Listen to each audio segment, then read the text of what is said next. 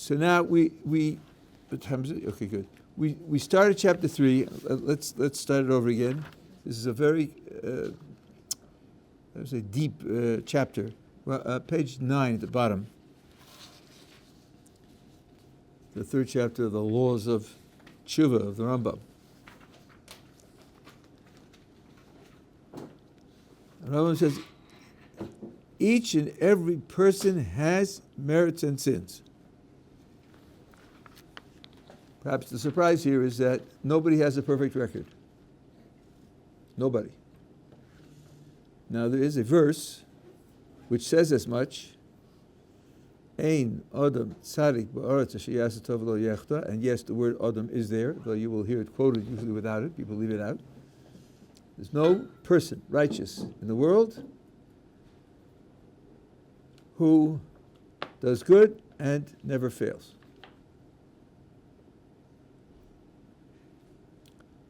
And even though there's a discussion of this verse in Tractate Shabbos, and the Gemara considers there possible counterexamples, maybe there were some people who had a perfect record. In fact, there's a tradition that a certain quartet of people had a perfect record. So Tosfos on the spot says, okay, so the verse doesn't mean absolutely every last person. There could be exceptions. Others say differently. The Maharsha and the Pnei Yehoshua both say that it does mean absolutely. It just doesn't mean that the sins are as serious as you might have thought. But let's just take an inventory. Who are these 4 people who got through life without any failures? According to that, you know? No. Huh? Yosef? No. No. It's Binyamin, Amram, Ishai, Akilev. Yeah, good for you. So it's Binyamin, Jacob's 12th son, and Amram, Moses' father, and Yishai, David's father, and Gottleib, one of David's sons. Now, if you're going to make up a list of the top 10 or the top 20 people in Jewish history, they're not going to make it. They're not going to make it. So even if you tell me there are people who made it through with a perfect record, that's little comfort if Abraham didn't make it, and Isaac didn't make it, and Jacob didn't make it, and the 4 imahos, the 4 mothers didn't make it, and Moses didn't make it, and Aaron didn't make it, and Miriam didn't make it, and David didn't make it, and Solomon didn't make it. So those 4 made it. Okay. Does that mean that I can look forward to maybe I'll be one of the ones, and maybe I'll be able to do so? And does it give comfort as if, well, if somebody didn't make it, so then he's a failure? Certainly not. People I just named aren't failures. So something has to be said about that. And by the way, that verse has in it a number of very important, what we call in Hebrew, diukim. If you pay attention to the vocabulary, that it's an extremely rich verse. It says, there's no person righteous in the earth, ba'aretz, who will do good and not fail. What does in the earth tell me that I didn't know? Was I thinking maybe they were inhabiting Mars or they were in orbit someplace? Why is the Bible saying in the earth? So the Maharal says the verse means to tell you why the failure takes place. The failure takes place because the human being is a combination of a spiritual element, the soul, and a physical element, the body, and there's tension between the two of them, and navigating that tension leads to failure. Then it says, who'll do good and not fail. Now you called him righteous. Isn't good the thing that righteous people do? Why would you say, listen, I'm talking about righteous people, but not all of them, only the ones who do good? Why isn't that redundant? So the Sat Marav, said, you're talking about people who extend themselves to do an extravagant good. Maybe you can have a perfect record if you just avoid great challenges, avoid great obstacles that need to be overcome. Just play it conservative. Stay away from things that are too stressful. Maybe you can. maybe that's not the world's most successful life. Maybe a person who extends himself to do something that's outstandingly good and, in the extension, has failures. Maybe overall that's a better life than someone who holds himself back and doesn't undertake that responsibility. Let's take Abraham versus Shem and Aver, who were living in his time, and they received the tradition from Adam, and they were monotheists, and they believed in the creator of the universe, and they had a yeshiva where they taught these things, and they stayed in the yeshiva. They stayed there, they taught them.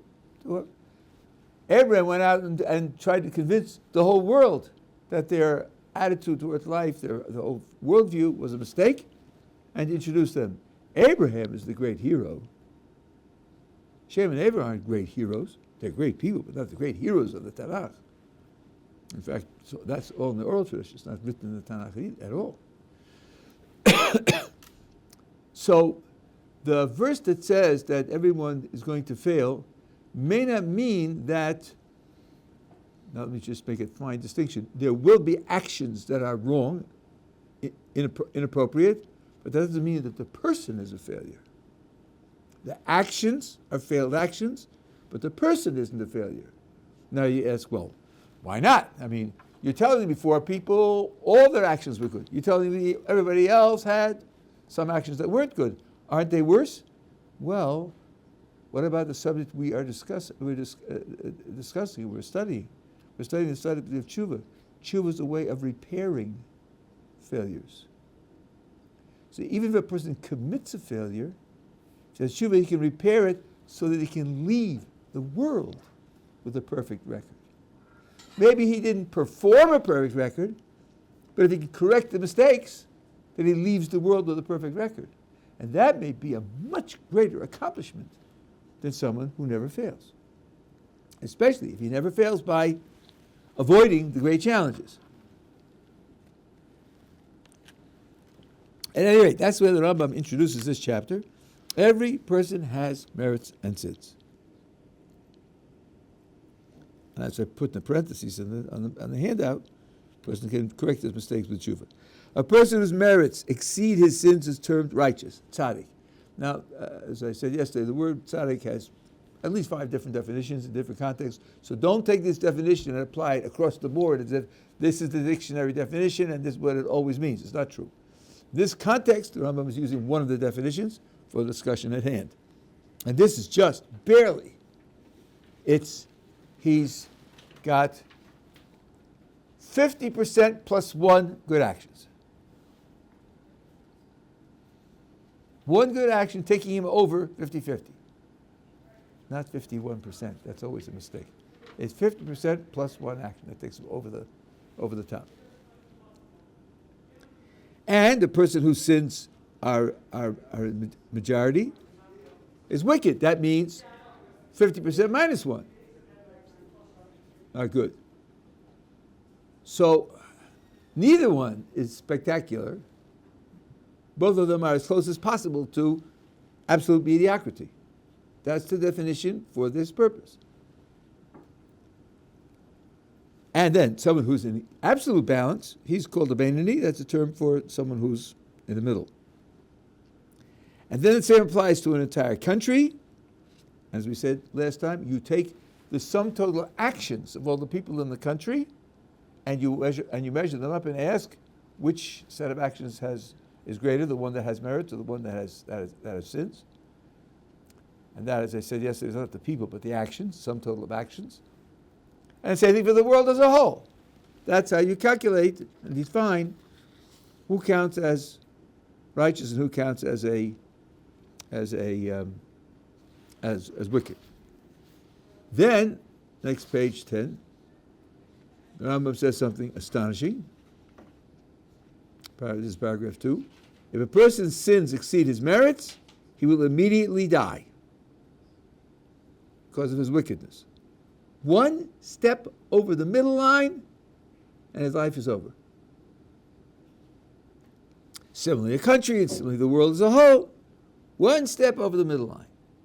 Now, the Rambam has a great critic whose comments are printed in every edition of the Rambam himself, called the Ravid.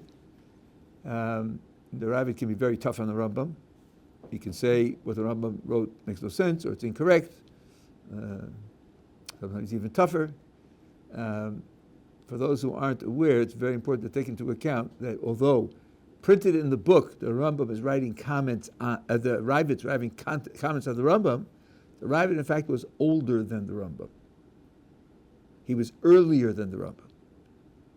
When the Rambam was an up and coming, the Ravid was already an established Rosh Yeshiva with an established worldwide reputation.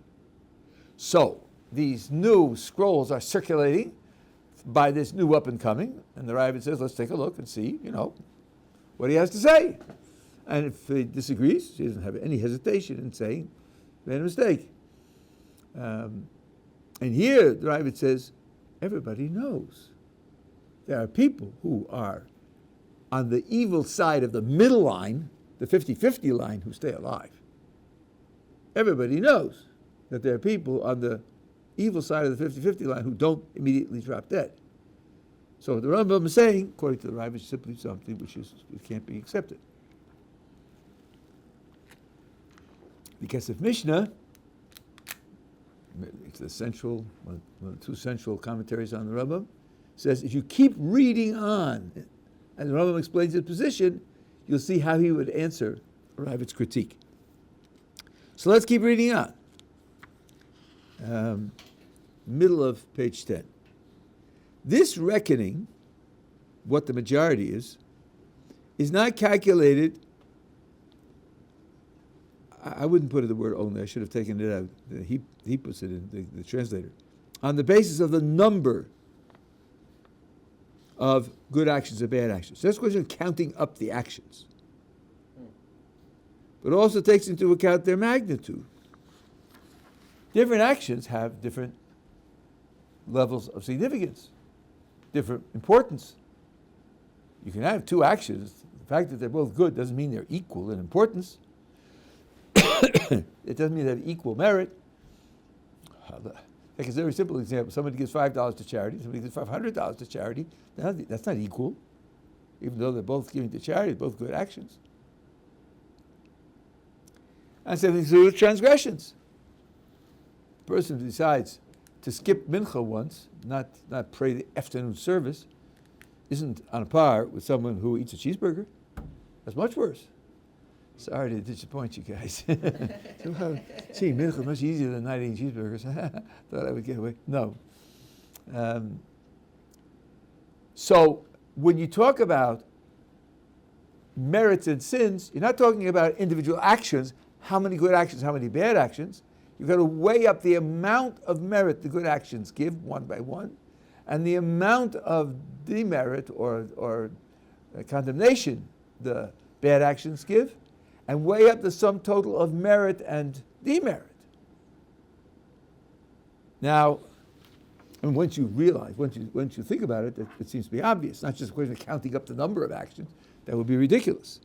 Then the question is, what contributes to the merit and demerit, and who can do the calculation? Who can do the evaluation? So the Rambam says, he quotes a verse that sometimes one good action can outweigh a great deal of harm, vice versa.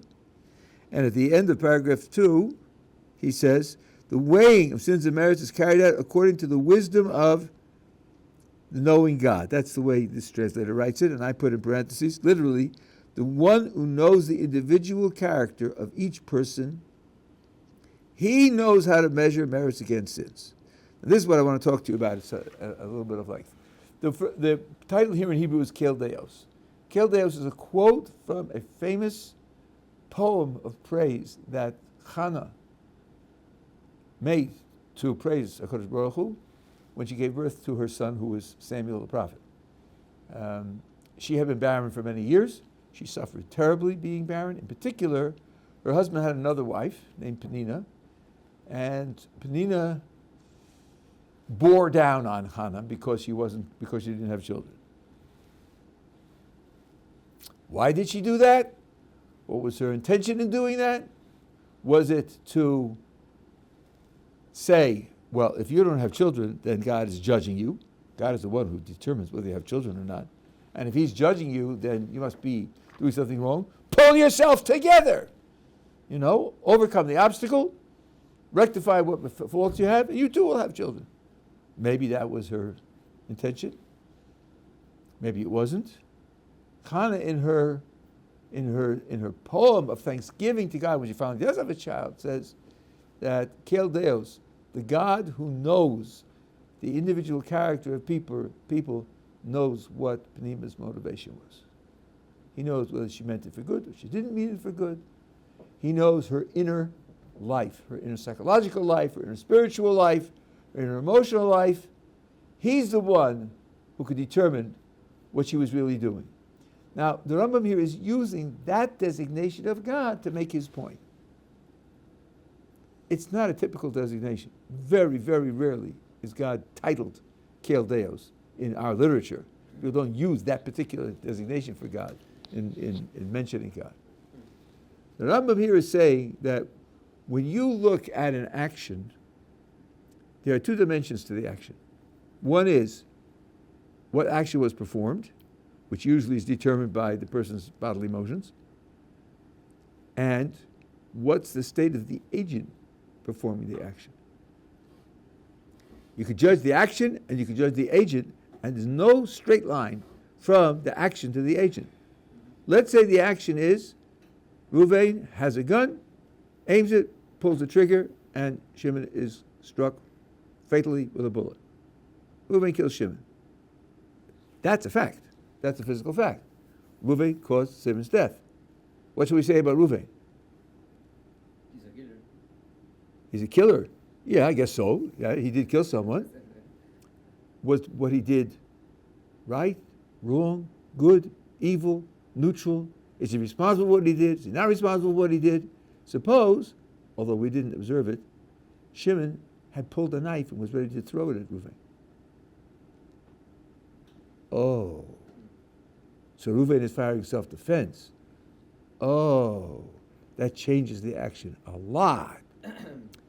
Suppose Shimon was aiming a gun at Levi, and Ruvain shot Shimon to stop him from killing Levi.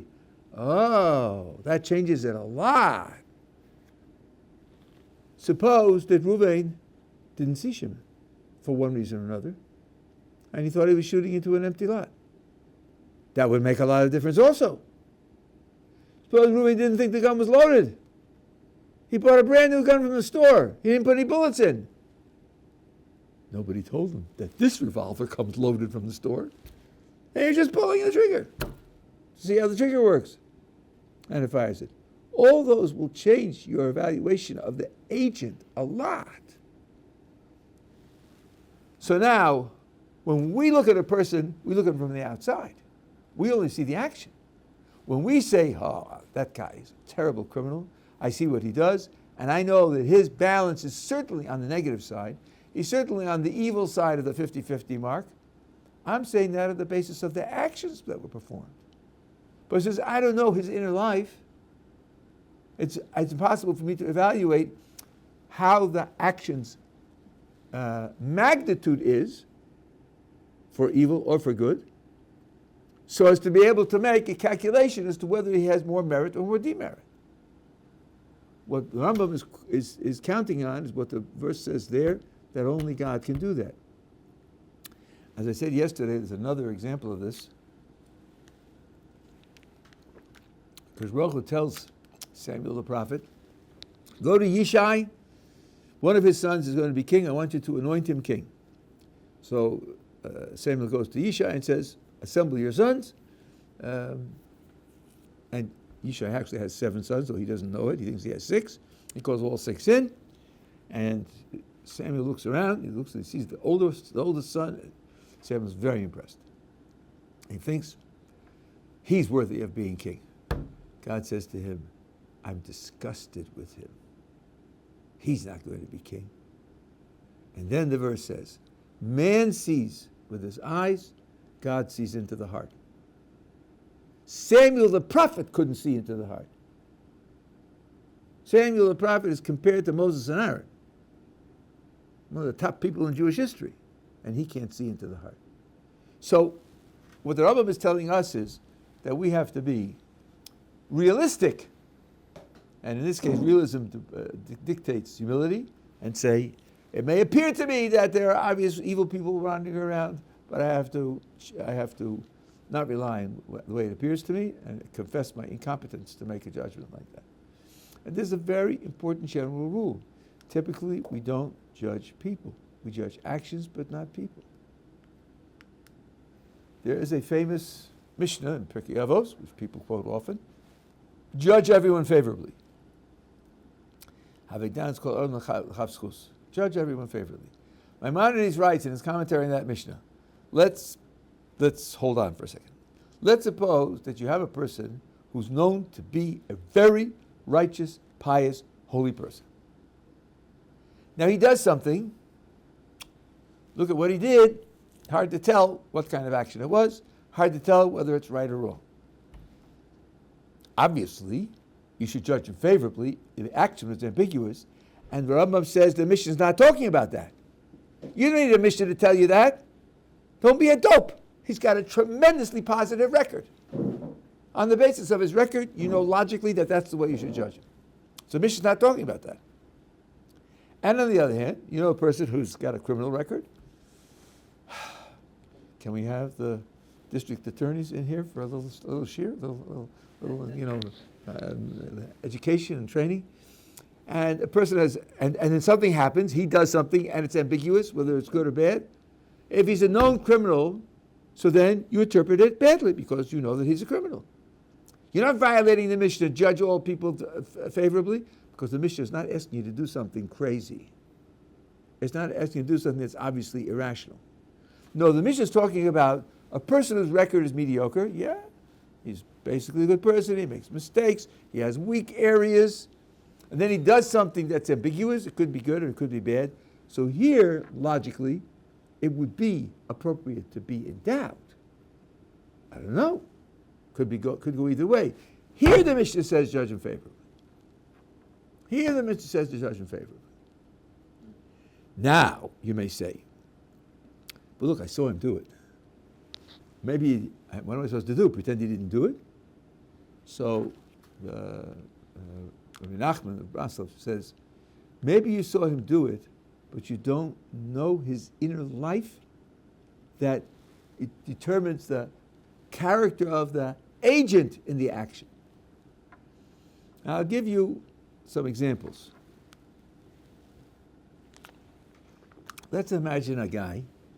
He's married with 3 kids, and he's very good at computers. He has the 30-hour-a-week job, and he makes a very fine living, and he's a good provider for his family. And on the way home, he stops off at the happy hour. Only for him, it's a happy 2 hours. And, boy, after Biden gets finished and says that it's recommended to have only 2 drinks a week, he's going to be in trouble. But he's, and he spends a couple of hours in the pub, and he gets home, and he's kind of, dizzy at that time, and he neglects his kids. Well, we're going to consider that a terrible crime. Compare that with a guy who has 7 kids and who's working a 50-hour week to be able to support them. And he has an elderly parent who needs special help, and that parent's living with them in the house. And he has other responsibilities, and he juggles them, and the kids don't get as much attention as they would benefit from. And maybe in juggling, he makes mistakes.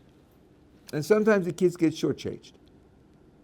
Are you going to put the 2 of them on a par and say, well, in both cases, kids are being neglected, so it's an equal crime? I don't think you should. The one guy is working 30 hours, sousing himself in the pub, and just with plenty of time to spare, plenty of resources to spare, not doing what he needs to do. This fellow's, whatever he's doing is right. He just may not set right priorities. Maybe one is more important than the other. He's making a mistake in the context of doing things that are correct and obligatory. So you can't compare the 2 of them. And that's just an example of how the inner life of the person can be affecting him. Now, let's say, the second example, you meet somebody whom you know, and he's very irritable, very, very aggressive. He says things to you and about you in public which are hurtful. You think, boy, oh boy, I didn't deserve that. What's the matter with him? And that's the right question. That's the right question. What's the matter with him?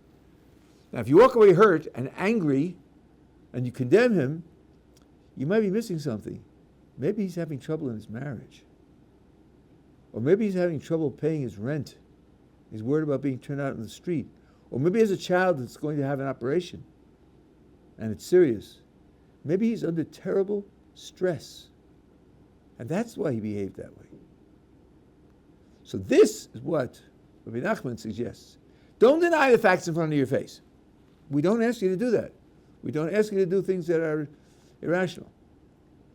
But take account of your ignorance and give him the benefit of the doubt in terms of what you're ignorant of. You don't know what's going on. I have a rule, which I think is at least generally true, if not universally true. A person who deliberately causes pain is in pain. And that means if he causes you pain, you've got to ask, as I said 3 minutes ago, what's wrong with him? Because just imagine a person who's not in pain. His life is fine. Things are going well. He's satisfied. He's happy. Why would he cause anyone pain? Why would he do that? What would he get out of it? So a person who causes pain is in pain. Rabbi Nachman will tell you, if he's in pain, then you have to discount the severity of what he's doing. You don't know what the pain is, you don't know what he's struggling with, but that's a way to judge him more favorably than you otherwise would, and that's a way to implement what the Mishnah says. Yeah. What's the balance? Because let's say someone is hyper aggressive, violent even, and we can look at this person and say, okay, this person's in pain. X, Y, Z is the reason they're doing this, but at the same time, we can't dismiss that they're causing damage to others. And whether we understand or not why they're doing this, wouldn't our reaction be the same? Okay, so this is very important. I'm glad you're mentioning it because sometimes I remember to say it, sometimes I don't. Nothing here dictates being a victim. Nothing here dictates being a victim. We're talking about, first of all, judging how responsible he is for what he's doing,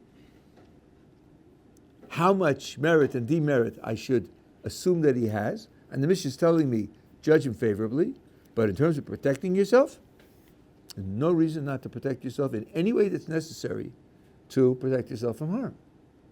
You do not have to be victimized. And I think the rule here, the rough rule, which is, by the way, the right way to read the international law on these subjects, when you're attacked, you're supposed to respond with proportional force. And many people reading the words and looking them up in the dictionary and doing it like a 6-year-old would say, aha. So if he shoots a bow and arrow at me, I shoot a bow and arrow at him. Shoots a rifle at me, I shoot a rifle at him. Throws a hand grenade, I throw a hand, proportional. No, that's not what it means. If he shoots a bow and arrow at you, and the only way you can stop shooting bow and arrows is an atomic bomb, proportional is atomic bomb. Proportional means just enough to be able to stop him. You don't have to put up with being victimized. And it includes collateral damage also. People get this wrong very often. So similarly, in Torah law, generally you do not have to put up with being a victim. Those who say the Shema before they go to sleep, there's an introductory paragraph, not everybody says it, but in that paragraph you say, I forgive everyone for everything that they've done for me, I hold no grudges, and so forth and so on. In many texts there's a little parenthesis, except if he owes me money, which I can collect in court, and then I'm not giving that up. And there's no reason for you to give it up. Number one, he owes it to you and you don't have to be a victim. And deeper, if he gets away with keeping your money, he's hurting himself. By taking him to court and making him pay, you're improving him. You're making his life better. He has one less crime on his record. So we don't give up on that. We don't. So now you say that what will the response be the same? Well, it might not be the same. Let's take, for example, you're a surgeon, and someone goes in with a bullet in his leg. I say, okay, so I have to take the bullet out of his leg.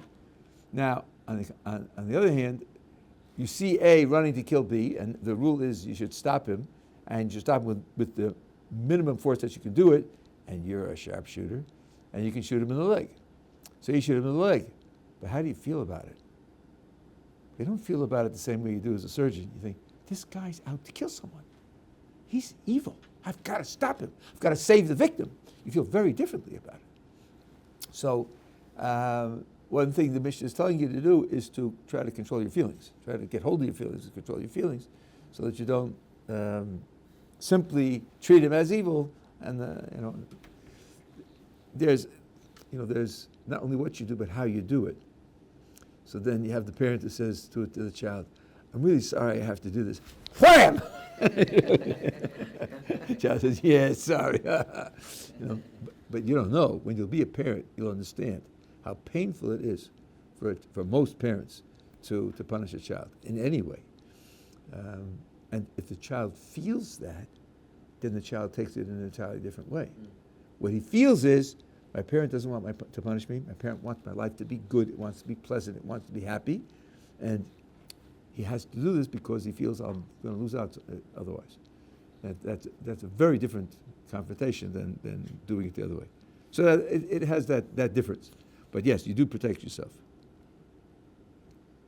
Okay, now comes, and this is a quotation from the Gemara, and it's a very challenging idea to analyze. This is paragraph 3 at the bottom of page 10. Anyone who changes his mind about the mitzvahs he has performed and regrets the merits he has earned, saying in his heart, what value was there in doing them? I wish I hadn't performed them, loses them all, and no merit is preserved for him at all, as it says in the book of Ezekiel, Cheskel, the righteousness of the upright will not serve them on the day of his transgression.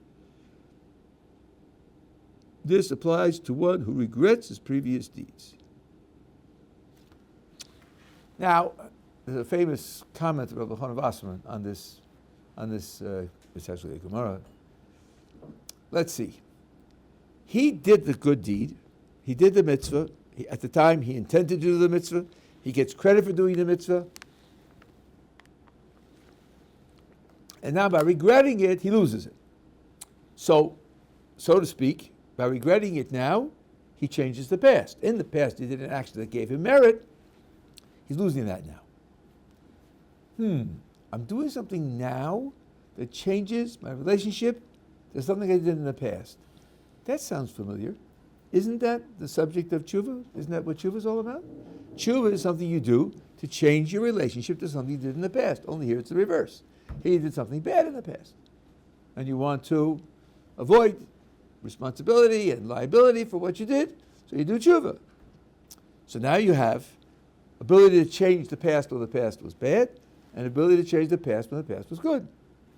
Okay. Now let's compare them. What is the procedure for changing the past when the past was bad? And what is the procedure for changing the past when the past was good? Well, they really look like two different procedures. To change the past when the past was bad, you do Teshuva. Teshuva requires regretting what you've done and resolving not to do it again and confessing both of those things before God. Teshuva has 3 different components. So the process of removing a negative stain on your past history is a 3-part process. On the other hand, the Rambam just told us that losing the credit for something good requires only one. It only requires regret. It doesn't require resolve to change your future behavior. It doesn't require any kind of confession. So it comes out now that it's easy to change the good past than it is to change the bad past. And that violates a basic Jewish principle, which is used over and over again, that the goodness, kindness, mercy, helpfulness, support that HaKadosh Baruch Hu offers the world is greater than his judgment, condemnation, and punishment. And that's a very general principle which applies over and over again when you have comparable circumstances. One is good and one is bad. One is strict and punishing, and the other is kind and forgiving and supportive. Always the kind and forgiving and supportive is stronger than the strict and punishing. Here it seems to be the opposite. Because removing the bad past is kind, forgiving, supportive, and generous. That ought to be easy. God ought to be prejudiced on the side of that process and make it easy for us. Regretting one's past mitzvos and losing credit for them, that's on the side of strict justice and punishment. So that ought to be hard, and here it's the opposite. It's easier to lose credit for the good things you did than it is to rectify the bad things you did. Rabbi Hanan says this seems to violate the general principle that the kind and generous side of God's dealing with the world is stronger than the strict and punishing side of God's way of dealing with the world. Is the question clear? Mm-hmm. Okay, so now Rabbi Hanan wants to at least equalize them. And he does it as follows. The reason that there are two aspects to tshuva above and beyond confession is because when a person does something bad, two things happen. Two different things happen. One thing is just disobedience. Creator commanded to do it, and this person is not doing it. No matter what it is, the disobedience is something which is bad in and of itself. And secondly, the world is set up in such a way that this particular disobedient action creates damage in the way the world runs. So there's really a double effect when a person, I'm talking now about a deliberate or negligent action, as we said at the beginning of this series, not something that's accidental. Only deliberate or negligent actions require tshuva. The other ones don't require tshuva. So now, the regret is addressed to the disobedience. God told me to do X, I didn't do X, and I regret having done that. And this is a change in my attitude. Beforehand, I didn't really regret it, or my regret was superficial, and I pushed it out of my consciousness. Now I focus on it, and I feel that sense of sinking failure, that I did something which is terrible. My whole attitude towards what I did has been changed. And if you think about it, this is directly related to the disobedience in it. The disobedience carries with it an implication, yeah, it's okay. I know God told me not to do it, but it's okay. If I were vividly experiencing the regret, it would be much harder to disobey, because I'm causing myself that vivid regret. Then secondly, what about the things that were disturbed in the way the world functions? So I'm going to change my behavior. My actions will be better actions now, and that being the case, my actions will repair the damage that I did to the world. That's why there are two aspects to the process of tshuva.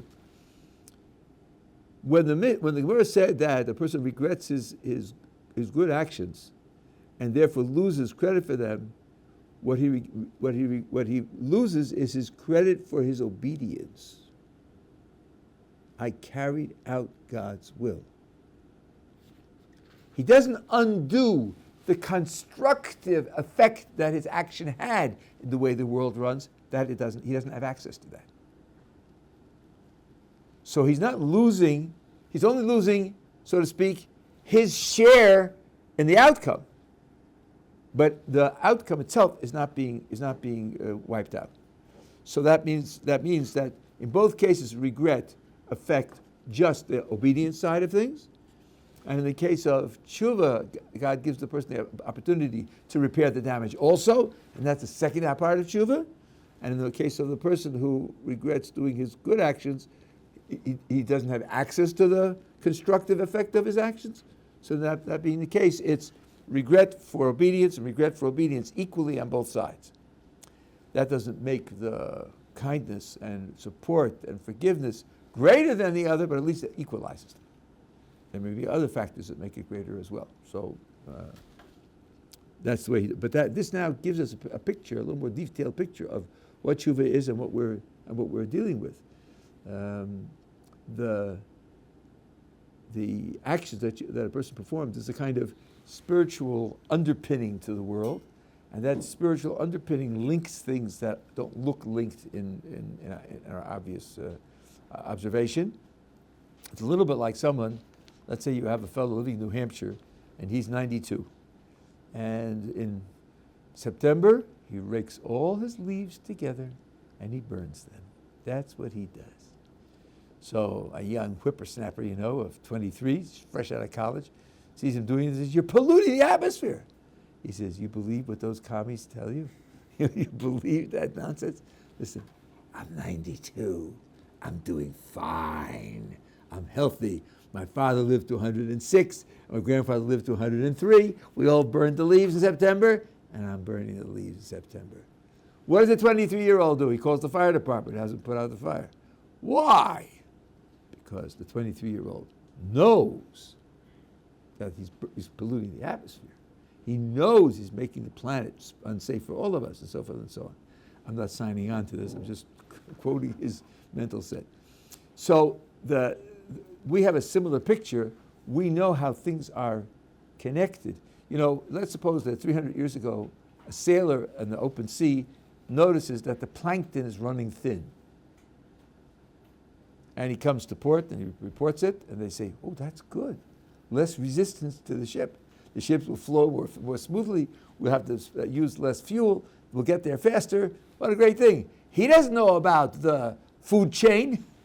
There's no plankton, there'll be no tuna, and there'll be no tuna fish. He doesn't know about that. Plankton just get in the way, stopping the propellers. So we say, similarly, people don't know the effect of the actions that they perform because there's an underlying spiritual fabric that links everything together. When a person performs a particular transgression, he's injuring the fabric as a whole. Our picture of the way people look at the world would be like the right hand looking at the left hand and seeing the left hand is infected and saying, "Too bad for the left hand, but I'm the right hand, I'm okay." But there's one bloodstream. Excuse me. If the left hand is infected, the right hand could die, because the whole person could die. "No, I'm the right hand. Leave me alone." Like the guy who drills a hole under his seat in the boat. I'm drilling under my seat. So we see these kinds of spiritual connections, and this is one of the things that Teshuva is addressed to do, to repair some of these spiritual connections. Okay. I'm going to have to leave precisely at 7:20 because I have to be in Beitar in a little while and I have to eat supper. So now, are there questions on what we said up to here or related materials? No? Okay, so we'll just take a look at paragraph 4. It's just an introduction. I'll read it a little bit from it, and then we'll quit and pick it up again tomorrow. Even though the sounding of the shofar in Rosh Hashanah is a decree, it contains an illusion. It's as if the shofar is called a saying. Okay, let me just give a little background here. The Gemara talks about commandments, the reasons for the commandments, what they're supposed to communicate, what their effects are supposed to be. Sometimes the Gemara pleads ignorance. Why do you do X? God commanded it. Rahman Amar, because Baruch said to do it. Gzeira, a decree. A decree doesn't mean there's no meaning, no reason. It means we might be ignorant of the reason. And speaking of the reason is a bit misleading. There may be many reasons. So even if we know a reason, we don't presume that that's all there is to say on the subject. The Rambam here is saying there's no source that dictates the or a fundamental reason for the blowing of the shofar. the verses that command it in the Tanakh, where they describe the blowing of the shofar in the Tanakh, don't give any hint as to what the reason should be. Oh well, a hint there is. We'll talk about that when we come closer to Rosh Hashanah. But he says there is an effect that it has, and we know from general Jewish knowledge that this effect is a valuable effect. So that being the case, we can say that this is certainly something that the mitzvah of shofar accomplishes, and therefore it's appropriate to have it in mind when the shofar is blown. And he writes, "Wake up, you sleepy ones, from your sleep, and you who slumber, arise from your deeds, repent, remember your Creator." When is the shofar blown? When do you have shofar blown in ordinary life? Well, when there's danger. It's like a siren. In ancient times, the shofar, you know what it sounds like. The sound carries quite widely. It was like a siren. Or calling people together for like calling the army together for an action. So it's a wake-up call. Something's happening. Now, Rosh Hashanah is the introduction to Yom Kippur. It's the 10 days of repentance. It's the time when God is judging the world. So you blow it on the day of Rosh Hashanah. The Rambam says the call is wake up. Wake up. During the rest of the year, when you don't have this stimulus and this inspiration, either you get it or you don't. Either you manage or you don't. But at this time, it's something which should affect your understanding. Look to your souls, improve your ways and your deeds. Let everyone abandon his evil paths and his thoughts. Those who forget the truth in the vanities of time throughout the entire year devote their energies to vanity and emptiness, which will not benefit or save. Now, I think we have to read the Rambam's words here as a kind of realism. He didn't say, you're a failure, you're evil, you don't deserve to live, and you don't deserve... Look at this, you forgot about what life is all about. A certain degree of forgetting is natural. And there's a yearly cycle where you go through a 10-day period where you have all of the external stimuli to wake up and focus and get hold of yourself. And that's natural. And we have to look at it as natural. We have to set limits. We have to look at it as that. For example, people who leave yeshiva often ask, let's say you're going home for summer, or you're finished with yeshiva studies, and they often ask, well, how can I live up to the same standards that I had in yeshiva? And the short answer is, you can't. Don't even try. Because you're setting yourself for failure, and then you'll just become depressed and become convinced that the whole project is not your project. You have to make a realistic assessment. You live in yeshiva, it's like living in Gan Eden. You're living in an almost ideal atmosphere for focusing on God, for focusing on Torah, for focusing on your own spirituality, for focusing on spiritual development, progress. When you leave the yeshiva and you are perforce engaged in other activities, you may be going back to school, you may be getting a job, other pressures that are on you, you're not going to keep up the same schedule. So you have to be, and you should make this judgment together with others whom you can trust. You have to make an evaluation what's reasonable to expect for yourself. The Rambam is saying that the time from Rosh Hashanah to Yom Kippur is a special time, it's a time in which the environment for awareness and focus is ideal, and that's what the shofar prods you to do. And when you don't have that environment, then there will be a lessening of consciousness. When you come back to it each year, you should take advantage of that stimulus. That's what the Rambam is saying. There's more to say here. We'll say it tomorrow in session.